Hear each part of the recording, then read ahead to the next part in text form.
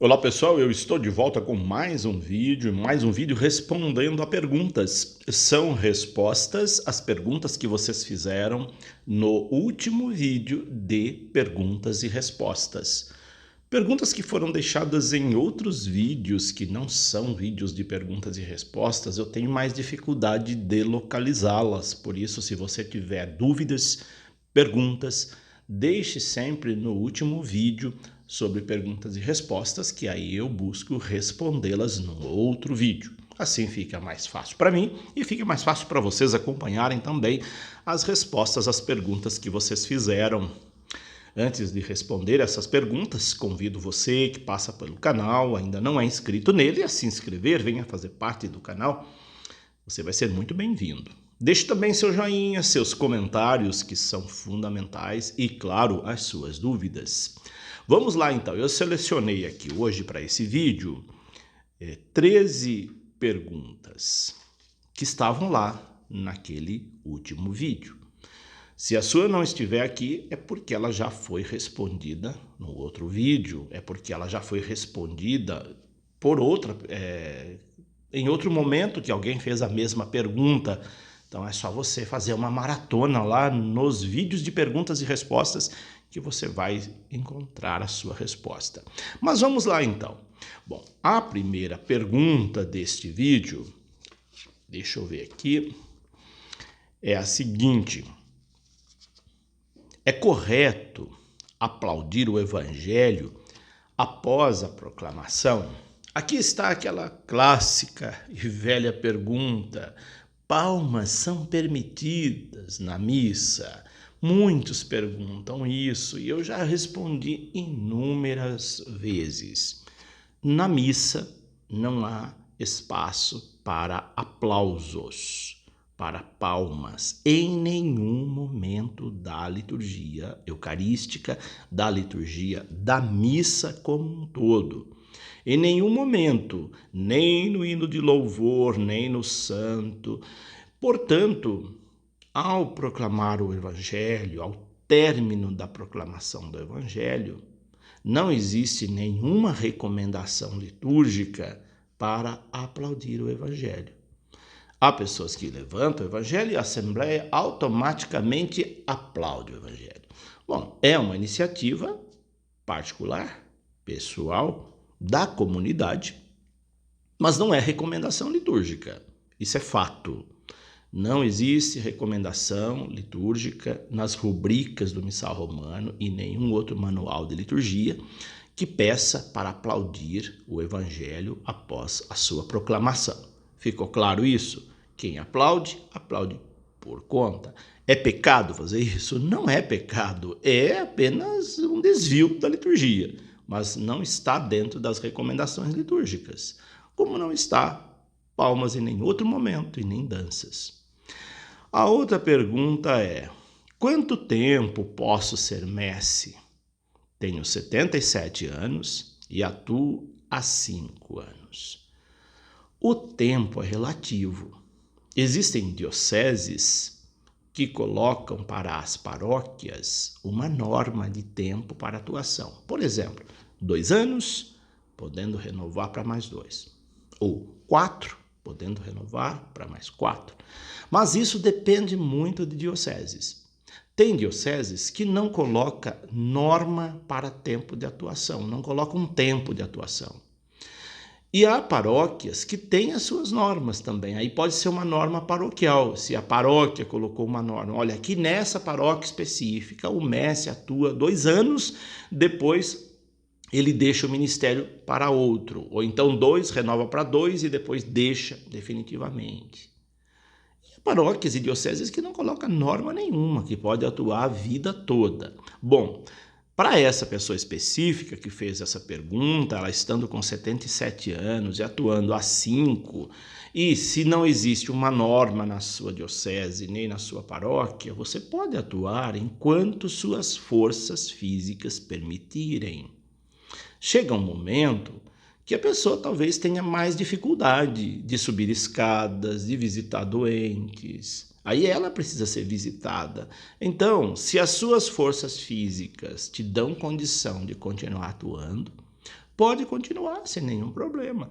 Então, mas isso depende muito da paróquia. Você pode conversar com o pároco da sua paróquia, perguntar para ele, existe algum tempo de atuação aqui na nossa paróquia? Eu posso continuar atuando? Agora, se você vê que não tem condição física, você mesma pode se chegar ao pároco, ao coordenador dos mestres e dizer para ele ou para ela, olha, não tem mais condição de continuar. E deixar, não tem problema nenhum. Então, é relativo à questão de tempo de atuação. Vai muito da diocese, da paróquia, e aí você vai verificar como é a sua realidade. Outra pergunta é certo que podemos rezar de qualquer postura, com qualquer postura, até de pernas para cima? Essa pergunta a pessoa disse, olha, um vidente tal disse que eu posso rezar de qualquer jeito, até de pernas para cima. E ela pergunta se isso é verdade. E eu digo para você, é verdade. Você pode rezar como você quiser, preferir, se sentir melhor. Não existe uma regra específica para a postura na oração. A postura clássica da oração é a postura de joelhos, ajoelhado, ajoelhada. Mas isso não quer dizer que todo mundo tenha que rezar ajoelhado. Você pode rezar sentado, você pode rezar deitado, se você quiser, como você preferir. O mais importante da oração não é a postura que você tem para rezar, é a compenetração que você tem na oração. Se você quiser rezar de perna para cima, ali você sente bem rezando daquele jeito, conecta com Deus, você pode rezar dessa maneira. É você que vai escolher a sua melhor forma de rezar. As pessoas perguntam, eu posso rezar deitado? Claro que pode, desde que você se concentre, desde que você consiga rezar bem nessa posição. O problema de rezar deitado é que o conforto é muito grande e aí a tendência é relaxar ao extremo e dormir. Mas se você quer não dormir na oração, então é melhor não rezar deitado. Mas não é pecado e não está errado. É você que escolhe a forma melhor para rezar. O importante é que você reze e a sua oração seja de compenetração, uma oração que sintonize você com Deus. Mas a postura é a pessoa que escolhe. É claro que se você está num espaço público, você vai escolher uma forma mais clássica de oração. Você está na igreja, está rezando, você pode sentar, rezar compenetradamente, pode ajoelhar. Você não vai deitar no banco da igreja para rezar, obviamente, né? Então você vai fazer isso lá na sua casa. Mas em lugar público, então a gente escolhe uma maneira mais condizente com o meio para rezar. Agora em casa, no seu quarto, você reza como você preferir, da forma que você se sentir melhor. Isso é o que é mais importante. A outra pergunta é a seguinte: os mestres podem fazer as celebrações da Semana Santa? Depende da celebração. Se for aqueles 3 dias, segunda, terça e quarta, que são celebrações paralitúrgicas, o mestre pode fazer. Agora, o mestre não vai poder fazer uma cerimônia da instituição da Eucaristia, porque ele não é um ministro ordinário, ou seja, ordenado. Ele não vai poder fazer a celebração da Vigília Pascal e até a da cerimônia da Paixão. Se é um lugar que não tem padres, o ministro pode fazer a cerimônia da Paixão, porque ela não é missa. Mas as duas, a celebração da instituição da Eucaristia e da Vigília Pascal, essa não pode ser feita por um mestre. Agora, segunda, terça e quarta, não sendo missa, pode tranquilamente o mestre fazer essas celebrações. A outra pergunta é: deve-se ajoelhar para rezar a oração do Cordeiro?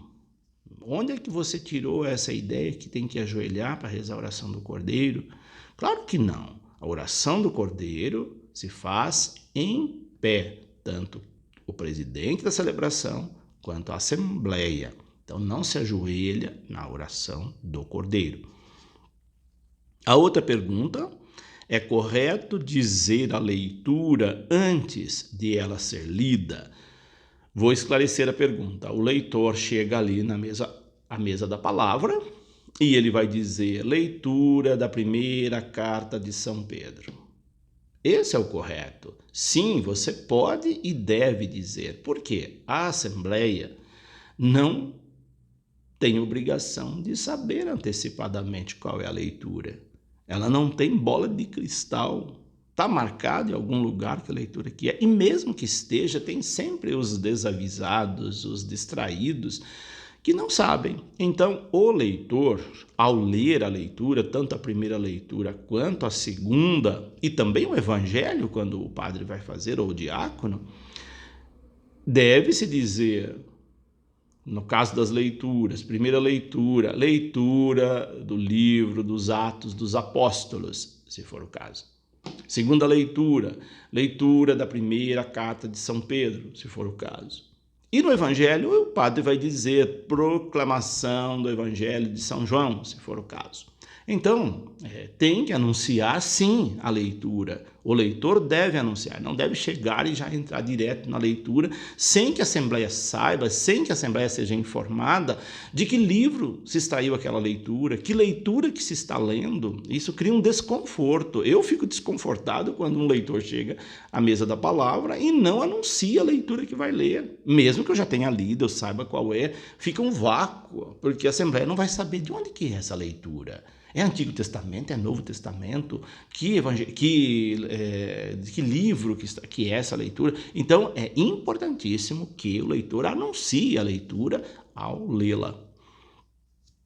A outra pergunta é a seguinte: quando se fala glória ao Pai, ao Filho e ao Espírito Santo, devemos fazer a vênia e sinal da cruz? Também não. É outra informação que eu não sei aonde foi extraída, de onde foi extraída essa informação, que você tenha dúvida aqui.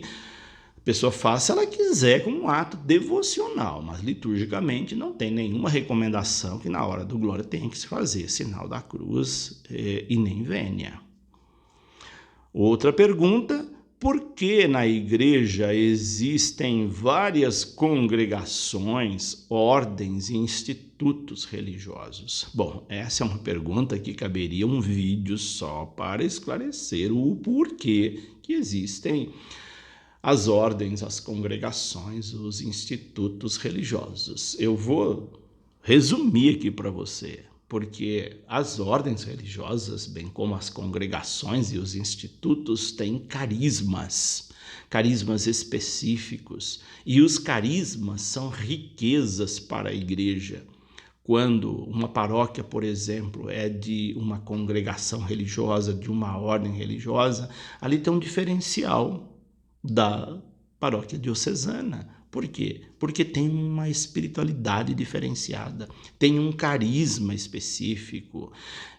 Os padres diocesanos não têm o carisma que têm as congregações religiosas, embora tenham padres diocesanos carismáticos no sentido estrito do termo, não membros do movimento Renovação Carismática Católica, mas que sejam padres que tenham carismas. Mas é diferente de um carisma, de um instituto, de uma congregação, de uma ordem religiosa. Então, por exemplo, se aí a sua paróquia é franciscana, ela vai ter o carisma de São Francisco impregnada na vida dos seus membros, no jeito de conduzir a paróquia, na maneira da espiritualidade de viver. Se a sua paróquia é salesiana, ela vai ter a espiritualidade de Dom Bosco, ela vai ter o perfil dos salesianos. Se a sua paróquia é passionista, como é o meu caso, que sou um padre da congregação passionista, nós buscamos viver o carisma da paixão, com a espiritualidade da paixão, onde nós temos paróquias. Então, a vida religiosa tem essa riqueza, e as paróquias que são de religiosos, sejam eles de congregação, de ordens ou institutos, são paróquias que têm um diferencial na espiritualidade. Só quem participa assiduamente que conhece. Então, se você vai a uma missa numa paróquia de padres religiosos e depois vai numa de padre diocesano, você vai sentir a diferença no jeito de ser, que é o carisma. É fácil de identificar. Basta você ter uma vida atuante de comunidade que você vai sentir a diferença. Agora, se você é católico de turista, né, que vai de vez em quando, é óbvio que você não vai perceber e vai achar que é tudo igual. E não é. mas é importante ter essa participação frequente e você vai poder perceber as diferenças. E aí está o porquê que existe, além de outros tantos porquês que existem as congregações e as ordens religiosas. Outra pergunta selecionada aqui. O diácono permanente pode mudar de estado? Por exemplo, ele muda de uma paróquia, está numa paróquia X e vai para um outro estado, numa outra paróquia, que é de uma outra diocese, obviamente, ele pode continuar atuando como diácono? Boa pergunta essa. Vale lembrar que o diaconato é uma ordem. Essa ordem é permanente, por isso chama diáconos permanentes. Então, se ele mudou de diocese, ele deve atuar como diácono na diocese onde ele estiver, qualquer lugar do Brasil, qualquer lugar do mundo. A ordem é da igreja. Basta que ele procure o bispo quando ele chegar a determinada paróquia, numa determinada diocese. Se aquela diocese não tem diáconos, o bispo vai dizer, olha, você pode atuar ou não aqui. Aqui nós não temos, então não permitimos diácono permanente. Porque vocês sabem que existe diocese no Brasil que não tem diáconos permanentes. E às vezes o bispo não permite que o diácono permanente atue ali. Mas é uma escolha daquela igreja particular. Mas o diaconato é da igreja. Então, onde o diácono estiver, ele é diácono para sempre. Então, se ele foi transferido para uma outra diocese, ele deve procurar o bispo local, o bispo daquela diocese, e se apresentar para ele. Sou diácono, estou na paróquia tal, posso atuar ali ou num outro trabalho, e ele vai receber a provisão de atuação, como os padres. É a mesma coisa, é o sacramento da ordem que ele recebeu. Diferente dos messes. Os messes são investidos para atuar numa paróquia específica. Se ele mudou de paróquia lá, ele não é messe, a não ser que ele faça a preparação, receba a investidura lá, tenha a permissão do padre. Ele pode ser messe lá, mas não basta você chegar e atuar numa paróquia, porque se você era messe aqui, vai ser messe na outra. O messe, ele é extraordinário. O diácono é ordinário, é ordenado. Então é diferente as duas atuações. Espero que tenha ficado clara aí a sua dúvida. A outra dúvida é correto crianças que não fizeram a primeira Eucaristia, fazerem leitura na missa ou na celebração da palavra? Não existem impedimentos para crianças que não receberam tal sacramento fazer leituras na missa nem na celebração da palavra, desde que elas estejam preparadas. Eu já vi lugares que colocam criança que não sabem ler direito, aí não é correto, mesmo que ela tenha feito a primeira Eucaristia, ela precisa ler bem. Não é brincadeira a leitura na missa. Não é porque vamos dar oportunidade para a criança, mas prepare a criança. Temos crianças que leem muito bem, mas não é qualquer criança que tem condição. Tem criança que não sabe ler direito, tem criança que fica muito nervosa na hora de ler, não consegue. Desde que um adulto a prepare bem, ela pode ler sim, mesmo sem ter feito a primeira Eucaristia. A outra pergunta é: meu pároco disse que a Semana Santa desgasta o padre, como se a bateria do poder sacerdotal se gastasse. Sente algo parecido? Como descreve? A Semana Santa é uma semana de intensa atividade na igreja, na paróquia. É a semana que o padre mais atua. Então não é semana de turismo para o padre. É uma semana de intensas atividades. E qualquer atividade intensa, ela esgota. Padres que rezam, por exemplo, 5 ou 6 missas no domingo, quando chega à noite, ele está morto de cansado. E não sem razão, porque há um desgaste físico, há um desgaste emocional, e isso tudo acarreta um esgotamento. Por isso que na segunda-feira, após o domingo de Páscoa, é a chamada Pascuela, é onde os padres todos deveriam descansar da Semana Santa. Aí na sua paróquia, talvez você já ouviu falar, né? Tem a Pascuela, que é um momento de relaxamento dos padres, onde eles vão para uma confraternização, ou para um passeio, ou para um lugar que ele possa descansar. Essa é a orientação da igreja. Assim, o padre se cansa, sim, ele se esgota, não só na Semana Santa, mas quando se tem intensas atividades. E as pessoas podem parecer que não, porque você que vai à missa, senta lá, você não sabe o desgaste que o padre tem para preparar a missa, o lado emocional que está envolvido, você está exposto diante da Assembleia, ter que preparar uma celebração, ter que preparar bem uma homilia, uma reflexão, tudo isso gera desgastes físicos e emocionais, mentais. Então a Semana Santa, por ser uma semana muito intensa de trabalho, de domingo a domingo, é claro que o padre se esgota no final da Semana Santa. Tanto é que em muitas paróquias vêm outros padres para ajudarem quando há possibilidade. Por isso, isso é fato, isso acontece. Não é que o padre tem uma bateria, essa bateria se desgasta. Isso é próprio de qualquer ser humano, não é só do padre. Qualquer pessoa que tem uma atividade intensa, ela se desgasta na sua atividade, ela precisa de descanso. É o caso dos padres na Semana Santa. A outra pergunta é, uma pessoa que não pode se locomover até a igreja, se faz necessário que o padre visite para que ela possa confessar e comungar? Sim, claro. Se a pessoa está acamada ou ela está impossibilitada de ir à igreja e ela deseja se confessar, ela deve pedir a presença do padre. O padre vai para ouvi-la em confissão e aproveita para levar a unção e a Eucaristia. A unção e a confissão somente os padres podem fazer. Então, a primeira visita tem que ser do padre, deveria ser do padre.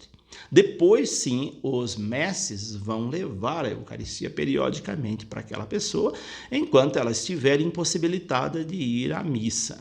Mas se ela não recebeu a unção, nem se confessou e ela tem esse desejo, é só entrar em contato com o padre e agendar uma visita. O padre vai visitá-la assim que possível. Se for um caso urgente, ele vai com urgência. Se é um caso que pode esperar, ela entra numa lista de espera, porque geralmente nós padres temos uma lista grande de pedidos para visita às famílias e a gente não dá conta de fazer todas rapidamente. A gente chega lá no expediente paroquial, tem 50 nomes lá de famílias pedindo visita do padre.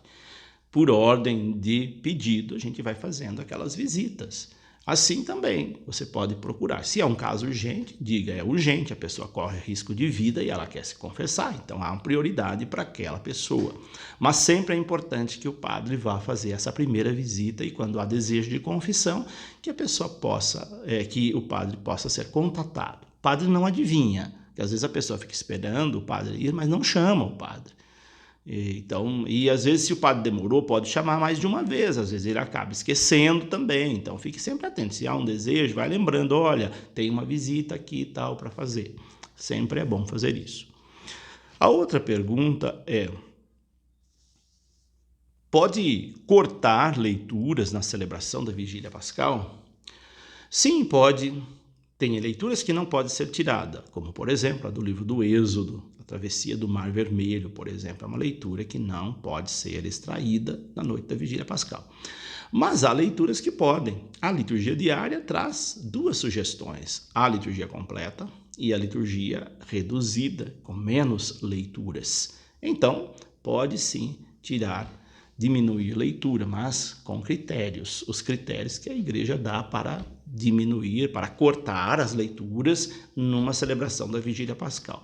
Boa parte das paróquias não fazem a liturgia completa da liturgia da palavra, porque é muito extensa. Então há muitos que fazem metade daquelas leituras que são propostas, para a missa não ficar tão longa como ela deve ser, como ela é.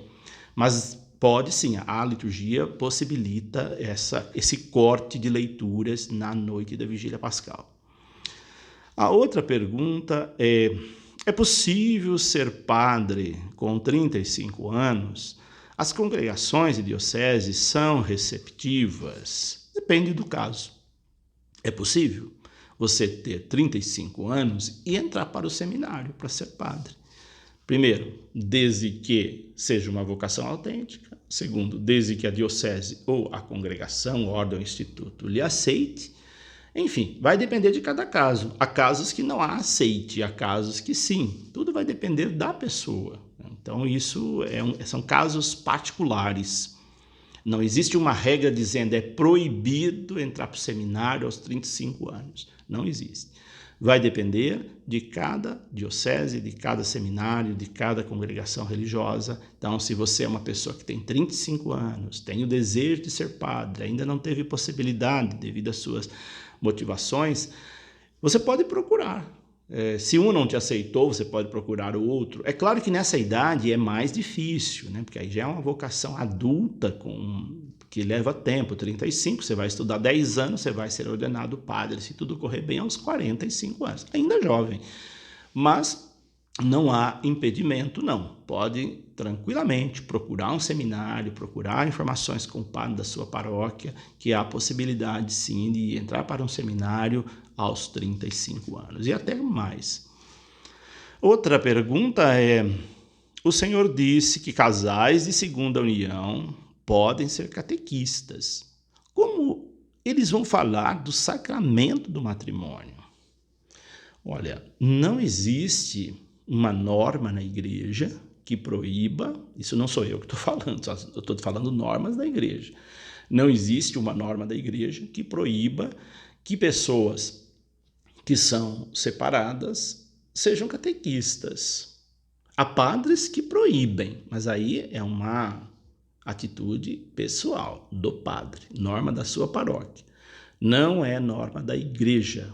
O Papa Francisco não fez nenhum documento dizendo que pessoas de segunda união ou separadas estão impedidas de serem catequistas. Agora, como a pessoa vai dizer, aí vai depender de cada pessoa. Se ela é uma boa catequista, um bom catequista, ela vai dizer com muita categoria sobre o sacramento do matrimônio, dizendo, olha, não faça como eu sou um exemplo a não ser seguido. Dizendo, olha, e vai dizer por que houve a sua separação, enfim, cada um tem as suas explicações. Por que a pessoa rompeu o vínculo? Porque isso não é da vontade de Deus, e a catequista deve deixar isso muito claro para as crianças. O sacramento do matrimônio é indissolúvel, é para sempre. A pessoa que casa deveria saber da sua responsabilidade. Ela deve pegar o próprio exemplo para dizer, olha, essas coisas não se pode fazer. Agora, é uma realidade, as crianças têm que saber que existem inúmeros casos, talvez até os dela, dos seus pais, sejam de pais separados. Não é uma novidade para ela dizer, olha, está falando que... Como assim? Existe, é um fato que existe na sociedade, pessoas que se separam. E as crianças têm que saber disso, e a igreja lida com essas situações e que tem que ser trabalhada na catequese. Então, independe se o catequista é separado ou não. Mesmo que as crianças questionem, por que você se separou? Ele vai dizer, existem N razões, talvez os seus pais também sejam separados, tenha tios, tenha alguém na família separado. Isso existe, né? Não é da vontade de Deus que um casal se separe, mas ela pode dizer muito bem sobre isso. Agora, diferentemente do sacramento da Eucaristia, para os mestres não vão falar sobre a Eucaristia, eles vão atuar sobre a Eucaristia. Por isso, eles não podem ser mestres vivendo uma segunda união. Aí existem documentos da igreja que proíbem, que não permitem que pessoas que vivem uma segunda união sejam mestres, que não tenham o sacramento do matrimônio. Mas é diferente, porque ali ela está lidando com o sacramento dos sacramentos e ela não vai ter oportunidade de falar, de justificar, de explicar. Então é outra história, não dá para comparar as duas coisas. Mas, resumindo, não há impedimento que pessoas separadas ou que vivem uma segunda união sejam catequistas, agentes de pastorais de outras pastorais. A outra pergunta é: qual a quantidade de velas sobre o altar? As velas sobre o altar, inclusive eu já falei disso em outros vídeos, basta uma vela. É importante que se tenha pelo menos uma vela durante a missa. Agora, a quantidade, isso é opcional. Tem bispos que diz que quando vai celebrar, quer que tenha sobre o altar ali as 7 velas ou um candelabro de 7 velas. Aí é diferente. Nas missas cotidianas, uma vela basta, ou uma a cada lado do altar. Evite colocar em cima do altar. Porque eu já disse isso no outro vídeo, né? Em cima do altar não deve ficar nada. Só na hora da oração eucarística o livro, o missal. Mais nada, nem vaso de flores, nem candelabro, nem encher de velas. A mesa tem que estar livre de tudo. Então, sobre o altar não se deve colocar velas. Não é pecado colocar, mas liturgicamente não é correto. E as velas devem ficar nas laterais, no suporte próprio, ao lado do altar. E uma só basta, não precisa ter 2 velas, ou 10 velas, ou 7 velas. E a última pergunta é obrigatório o uso das vestes litúrgicas, OPA, para leitores e salmistas? Não é obrigatório. Uma prudência apenas, uma recomendação, mas não é obrigado, não. Não existe nas orientações litúrgicas que leitores salmistas utilizem vestes específicas. Por que se tem veste, então? Porque tem pessoas que não têm bom senso. Tem pessoas que vai seminua fazer leitura, fazer salmos. Se todo mundo tivesse bom senso e fosse decentemente vestidas, não precisaria ter veste. Mas por causa de 1 ou 2 que não tem bom senso e não constranger aquela pessoa, dizendo para ela, olha, dessa situação que você está, não é legal, você está aí à frente fazendo leitura. Quer dizer, a pessoa com a mesma roupa que ela foi à praia, ela vai lá fazer leitura. Então, se ela aparecer assim na igreja, que não é proibido, você vai como você quiser na igreja, é o seu senso que vai dizer como você deve ir para fazer leitura. Então, se a pessoa apareceu lá com uma camisa de time de futebol, se ela apareceu com uma roupa muito decotada, já coloca a roupa por cima, a veste e pronto, fica tudo ok. Mas é mais uma questão mesmo dessa organização. Agora, obrigatório não é não. Agora, se na sua paróquia os leitores todos usam, então você foi chamada e vai fazer leitura, você deve usar também. Se ninguém usa, você quiser usar, pode. Se todo mundo usa e você não quiser usar, aí já é outra coisa. É melhor você nem fazer a leitura. Porque se a paróquia todo mundo usa, entre no esquema da comunidade. Vista também a veste apropriada para fazer leitura. Essa é a recomendação. Mas obrigatório não é. Tanto é que tem paróquias que os leitores não usam. Não há impedimento para isso e não há nada de errado também não ter uma veste apropriada para a leitura. Essas são algumas respostas das perguntas deixadas no vídeo anterior. Se você ainda tem dúvidas e elas não foram respondidas, você pode deixar aí abaixo. Quando tiver mais ou menos 10 em diante perguntas, eu faço um outro vídeo respondendo a essas perguntas. Antes de você deixar sua pergunta, entre lá na playlist desse canal e veja lá o bloco de vídeos sobre perguntas e respostas e dê uma olhadinha se a sua dúvida já não foi respondida em vídeos anteriores, para não ficar muito repetitiva as respostas aqui. Por hoje é isso, deixo aqui meu abraço, minha bênção, e se você quiser acompanhar-me lá no Instagram, é só você digitar @José Carlos Pereira, tudo junto, 725, e esse é o meu perfil no Instagram. Lá eu não respondo perguntas e também não falo de liturgia. É apenas uma rede social para postar mensagens que edificam a nossa vida, que ajudam a gente a pensar melhor. É uma rede para divulgação do lançamento de meus livros e de outros lançamentos, mas não tem a mesma finalidade. Algumas pessoas acabam deixando perguntas lá, mas se você deixou, deixe aqui nesse canal. Lá eu não respondo, não costumo responder perguntas. É isso. Que Deus os abençoe. Em nome do Pai, do Filho e do Espírito Santo. Até o nosso próximo vídeo.